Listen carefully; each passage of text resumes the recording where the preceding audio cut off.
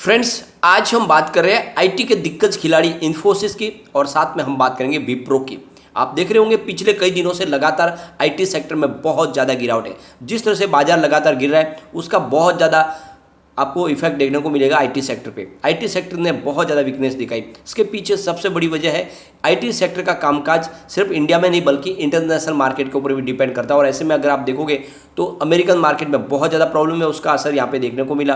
तो आईटी के ये स्टॉक काफ़ी नीचे आ गए। लेकिन यहाँ पे खरीदारी की क्या सलाह बनती है, क्या इस लेवल पे खरीदारी करनी चाहिए या फिर अभी स्टॉक में और गिरावट हो सकती है। तो बहुत सारी बातें जिसको इस वीडियो के माध्यम से डिस्कस करेंगे। यहाँ पे विप्रो से भी एक बड़ी अपडेट है और साथ में इन्फोसिस से भी अपडेट निकल गए। उन दोनों अपडेट को डिस्कस करेंगे और जानने की कोशिश करेंगे क्या ये इस समय गिरावट का फायदा उठा के हमें आईटी के इन दिग्गज खिलाड़ियों में निवेश करना चाहिए।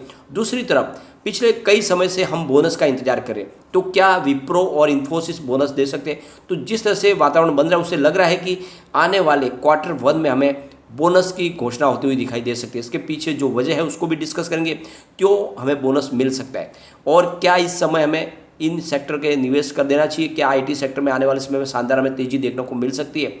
लेकिन फ्रेंड, उससे पहले अगर आप पहली बार हमारे चैनल पर आए तो चैनल को सब्सक्राइब कर दीजिए, एक बेल आइकॉन दबा दीजिए ताकि जब भी नया वीडियो बने पहला नोटिफिकेशन आपको मिले। वीडियो पसंद आए तो लाइक शेयर जरूर कीजिए। चलो फ्रेंड्स, वीडियो स्टार्ट करते हैं। मैं हूं आपका दोस्त SB दवे और हमारे अपने चैनल ऑनलाइन कमाई में आपका बहुत बहुत स्वागत है।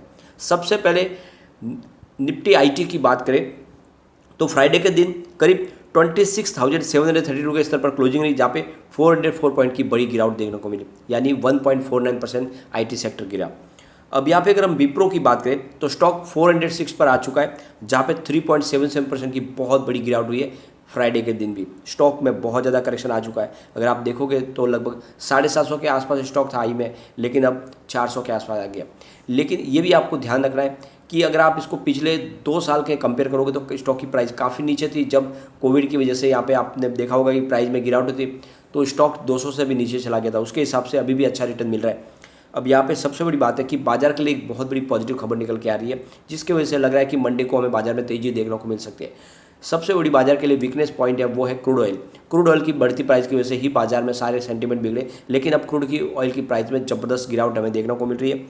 WTI क्रूड की बात करें तो 109 पर आ चुका है, जहाँ पे 6.83 पॉइंट बड़ी गिरावट हुई है। ब्रेंट क्रूड की बात करें तो 113 पर आ चुका है, जहाँ पे 5.5% की गिरावट देखने को मिली। तो आप देखोगे कि पिछले कई दिनों के बाद हमें बड़ी गिरावट देखने को मिली, क्योंकि जो ये हाई स्तर है वो लगभग 123-124 तक पहुंच गया था। उसके हिसाब से यहाँ पे बड़ी गिरावट हुई है और इस गिरावट की वजह से बाजार में कुछ पॉजिटिव संभावनाएं बनती हुई दिखाई दे सकती है।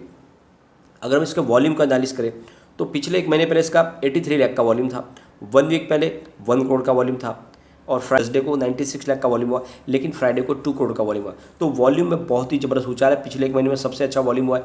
अब यहाँ पे आने वाले समय में हमें पॉजिटिव संभावना हमें बनाती हुई दिखाई दे सकती है।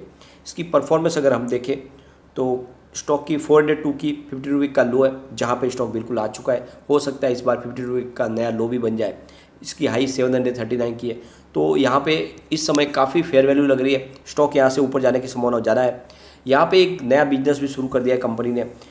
अगर आप देखोगे तो इनका लाइटिंग डिवीजन भी है और इस लाइटिंग डिवीजन में इन्होंने अपना नया और बिजनेस शुरू किया। जैसे कि आपको पता है विप्रो बहुत सारे बिजनेस करते हैं। आईटी का तो इनका मुख्य बिजनेस है ही, लेकिन साथ में इनके हेल्थ केयर प्रोडक्ट भी बनते हैं। कंपनी हेल्थ केयर सेगमेंट में, साथ में कंज्यूमर गुड्स के प्रोडक्ट भी है। तो ये कंज्यूमर सेक्टर के ही थ्रू ये कामकाज इनका शुरू हुआ है। तो लगातार कंपनी अपना बिजनेस एक्सपांड करने की कोशिश कर रही है और इस वजह से आने वाले समय में आपको विप्रो में बड़ी तेजी आती हुई दिखाई दे सकती है और ये बहुत ही मजबूत कंपनी है। अगर आप इसके रिवेन्यू को देखोगे तो 2018 में हमें 54,487 करोड़ रुपीज़ का रिवेन्यू देखने को मिला था। 2019 में 59,018 करोड़ रुपीज़ का रिवेन्यू हुआ था, जो 2020 में बढ़कर 61,137 करोड़ रुपये तक पहुंच गया और 2021 में 61,934 करोड़ रुपये तक पहुंचा। 2022 आते इनका रिवेन्यू बढ़कर 79,312 करोड़ रुपये तक पहुंचा। तो आप देखोगे रिवेन्यू में ज़बरदस्त बढ़ोतरी हुई है 2022 के अंदर। और अगर हम इनके प्रॉफिट को देखें 2018 में 8,002 करोड़ रुपये का प्रॉफिट था, जो 2019 में बढ़कर 9,022 करोड़ रुपये तक पहुंच गया और 2020 में 9,768 करोड़ रुपये का प्रॉफिट मिला, जो 2021 में बढ़कर 10,855 करोड़ रुपये तक पहुंचा और 2022 में इनका प्रॉफिट 12,237 करोड़ रुपये तक पहुंचा। तो आप देखोगे कि 19-20 में आपके प्रॉफिट में इतनी बड़ी बढ़ोतरी देखने को नहीं मिलेगी, लेकिन इस बार 2022 में कंपनी ने बहुत ही शानदार प्रॉफिट दिखा है, रेवेन्यू भी ज़बरदस्त बढ़ा है, जिसकी वजह से लगने लगा है कि इस बार कंपनी आपको उसके प्रॉफिट में हिस्सेदार बना सकती है, यानी इस बार बोनस दिया जा सकता है Q1 में। अगर आप देखोगे तो लगातार इन्होंने बोनस दिया, इसका अच्छा खासा ट्रैक रिकॉर्ड है। आप देखोगे तो 1987 में इन्होंने 1-1 के शेयर में बोनस दिया था, फिर आप देखोगे तो 1989 में 1-1 के शेयर में बोनस दिया था, फिर 1992 में भी 1-1 के रेशियो में बोनस मिला था, 1995 में 1-1 के रेशियो में बोनस दिया, फिर 1997 में 2-1 के रेशियो में बोनस दिया, फिर 2004 में 2-1 के रेशियो में बोनस मिला, 2005 की बात करें तो 1-1 के रेशियो में बोनस मिला, और 2010 में अगर आप देखोगे तो 2.3 के रेशियो में बोनस मिला, और यहाँ पे अगर आप देखोगे तो 2017 में 1-1 के रेशियो में बोनस मिला, और यहाँ पे 2019 में 1-3 के रेशियो में बोनस मिला। तो मुझे लगता है कि इस बार भी कंपनी बोनस दे सकती है Q1 में, क्योंकि कंपनी को बहुत ही अच्छा प्रॉफिट हुआ है, लगातार इनका बिजनेस बढ़ रहा है, और इस समय मुझे लगता है कि बोनस की संभावना बन सकती है। तो इस बार आने वाले Q1 में हमें बोनस की घोषणा होती हुई दिखाई दे सकती है। यहाँ पे देखें तो कम्युनिटी सेंटिमेंट स्टॉक के साथ बना हुआ है, 76% बाई की कॉल है, 24% सेल की कॉल है। तो लोगों का रुझान अच्छा खासा स्टॉक की तरफ बना हुआ है, जबकि स्टॉक काफ़ी नीचे आ गया, तो निचले लेवल से अच्छी खासी खरीदारी होती है। आपको भी इस समय इन्वेस्टमेंट कर लेना चाहिए। आने वाले समय कंपनी लगातार आपको डिविडेंड देती है, इस बार भी इन्होंने Q4 में डिविडेंड डिक्लेयर किया, तो अच्छे डिविडेंड और बोनस के साथ में कंपनी आपको मालामाल कर सकती है। पिछले दिनों हमने इसको डिस्कस भी किया कि जिसने भी 40 साल पहले यहाँ पे निवेश किया था 10,000, वो ऑलरेडी करोड़पति बन चुका है विप्रो में। तो आपको भी इन्वेस्टमेंट करना चाहिए, लगातार डिविडेंड बोनस मिलता है। अगर इसके पिवट लेवल को हम चेक करें तो यहाँ से अगर गिरावट होती है तो 398 का फर्स्ट सपोर्ट है, ये सपोर्ट टूटा तो 391 तक स्टॉक जा सकता है। तीसरा सपोर्ट 381 का निकल के आ रहा है, पॉजिटिव माहौल बना तो 415 का फर्स्ट रेजिस्टेंस है, इसको पार किया तो 425 तक स्टॉक जा सकता है, और ऊपर गया फिर 431 तक जा सकता है। फिलहाल ये आपको ध्यान रखना है, और डिप में खरीदारी कर सकते हैं, क्योंकि जिस तरह से बाजार के कुछ सिग्नल पॉजिटिव दिखाई दे रहे, हो सकता है कि मंडे को हमें तेजी दिखाई दे, तो यहाँ पे डिप में खरीदारी की जा सकती है। अभी ज़्यादा गिरावट की संभावना यहाँ पे नहीं है, और कंपनी आपको आने वाले समय बोनस भी दे सकती है। अब हम चलेंगे इन्फोसिस की तरफ, तो स्टॉक 1394 पर आ चुका है, जहाँ पे 0.17% की गिरावट थी।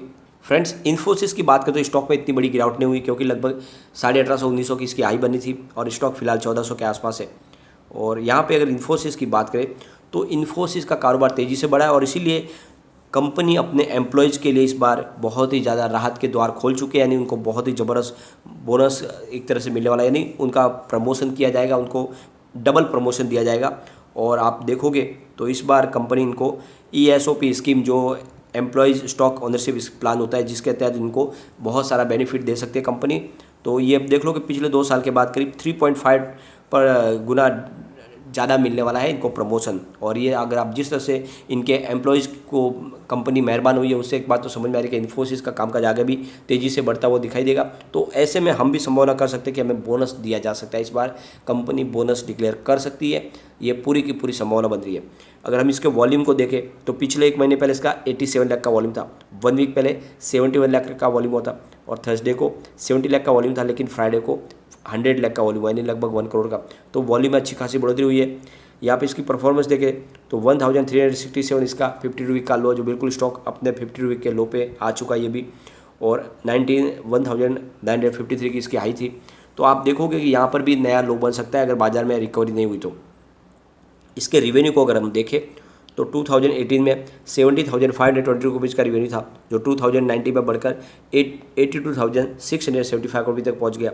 और यहाँ पे अगर आप देखो तो 2020 में 90,791 रुपये तक पहुँचा है, और 2021 में करीब 1,04,70 रुपीज़ का इनको रिवेन्यू मिला, जो 2022 में बढ़कर करीब यहाँ पे आपको देखोगे तो 1,21,641 रुपये तक पहुँचा। तो बहुत ही ज़बरदस्त बढ़ोतरी हुई है इनके रिवेन्यू में। और अगर इनके प्रॉफिट को अगर हम देखें तो 2018 में 16,100 रुपीज़ का प्रॉफिट था, 2019 में प्रॉफिट में कमी आई और इनको प्रॉफिट 15,410 रुपीज़ का मिला। लेकिन 2020 में फिर से कुछ बढ़ोतरी हुई और 16,639 रुपीज़ का इनको प्रॉफिट मिला, जो 2021 में बढ़कर 19,423 रुपये तक पहुंच गया। और 2022 आता है इनका प्रॉफिट 22,146 रुपये तक पहुंचा है। तो आप देखोगे बहुत ही ज़बरदस्त इनका रिवेन्यू और प्रॉफिट बढ़ा है। और जिस तरह से एम्प्लॉयज़ को इस बार बहुत ही ज़बरदस्त प्रमोशन दिया गया, उससे एक बात तो समझ में आ रही है कि कंपनी इस बार फुल फॉर्म में है और इस बार लगता है कि हमें भी बोनस दिया जा सकता है। तो अगर बोनस के इनके ट्रैक रिकॉर्ड को देखें तो 1994 में इन्होंने 1:1 के रेशो में बोनस दिया था, फिर 1997 में 1:1 के रेशो में बोनस दिया, उसके बाद 1999 में 1:1 के रेशो में बोनस मिला, फिर 2004 में 3:1 के रेशियो में बोनस मिला, उसके बाद फिर 2006 में 1:1 के रेशो में बोनस दिया कंपनी ने। फिर 2014 में 1:1 के रेशो में बोनस मिला। उसके बाद 2015 में 1:1 के रेशो में बोनस मिला और इस बार 2018 में भी 1:1 के रेशो में बोनस दिया था। अब मुझे लगता है कि समय आ चुका है कि इस बार कंपनी आपको बोनस डिक्लेयर करे। तो इस Q1 में हमें बोनस की संभावना बनती हुई यहाँ पे बिल्कुल दिख रही है, प्रबल संभावना बन रही है। जिस तरह से कंपनी का कारोबार बढ़ा है तो इस बार बोनस की संभावना बन सकती है, क्योंकि कंपनी ने अच्छा खासा प्रॉफिट कमाया। तो ये स्टॉक ऐसे है जो डिप में आपको खरीदारी करनी चाहिए।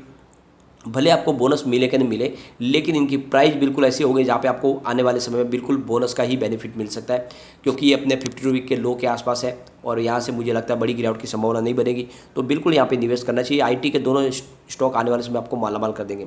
अगर हम इसके पिवट लेवल को देखें तो यहाँ पर सबसे बड़ी बात है कि पहला इसका सपोर्ट 1371 का है, ये सपोर्ट टूटा तो फिर 1354 तक स्टॉक जा सकता है। तीसरा सपोर्ट इसका 1340 का है, तो गिरावट में 1340 तक इसका स्टॉक जा सकता है, यानी 52 वीक का नया लो बन सकता है। अगर पॉजिटिव माहौल बना तो 1400 का फर्स्ट रेजिस्टेंस है, इसको पार किया तो 1413 तक स्टॉक जाएगा।